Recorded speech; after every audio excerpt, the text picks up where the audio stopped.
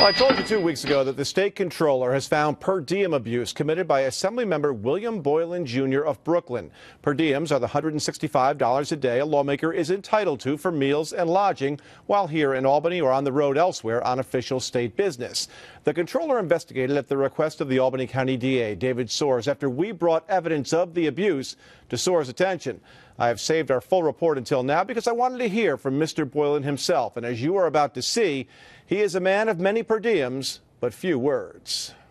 After I revealed major discrepancies between William Boylan's assembly attendance records and his submissions for Albany per diems, absent for 20 days in 2011, putting in for per diems on 14 of those days, I went to him for some answers. Here's what he said last year at this time. Any idea, though, how this could have happened all these days that, just off the top of your head? I don't have a clue as to what you are speaking to. I saw your report. The report made no sense to me, but once I have an opportunity to look at everything, I'll give you a ring and we'll talk about it. He has since seen the records, but he hasn't seen me as promised. The last time I spoke to the assemblyman, he had talked about trying to do a sit-down interview. Despite repeated trips to his office and requests for interviews, nothing.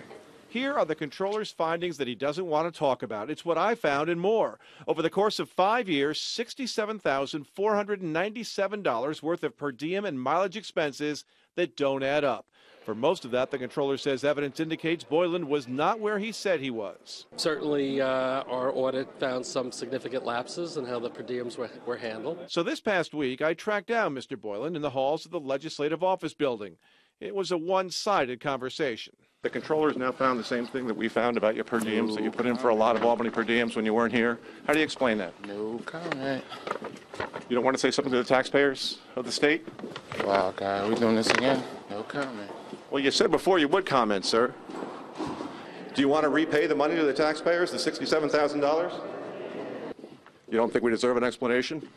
Is there a time you'd want to say something? The controller checked attendance records as I did, but also checked the activity on Boylan's employee ID swipe card, his E-ZPass, and bank ATM records. All showed plenty of evidence to contradict the expenses Boylan was claiming. I think elected officials should always set the best possible example. The controller wants the money back and will dock Boylan's future per diem submissions. But now the legal questions intensify.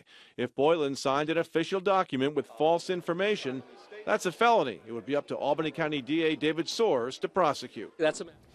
Now, William Boylan still faces federal corruption charges, and the controller found, just like we did months earlier, that on some days Boylan claimed to be here in Albany. He was actually in federal court or in the New York City area, allegedly talking to federal undercover agents about bribes. Now, we are not done with Mr. Boylan. Tomorrow night, we will tell you what's next.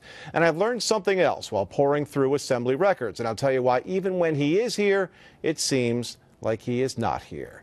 And please don't forget, if you know of a story of possible government waste, let me know about it. You can reach me at YouPaidForIt at CBS6Albany.com.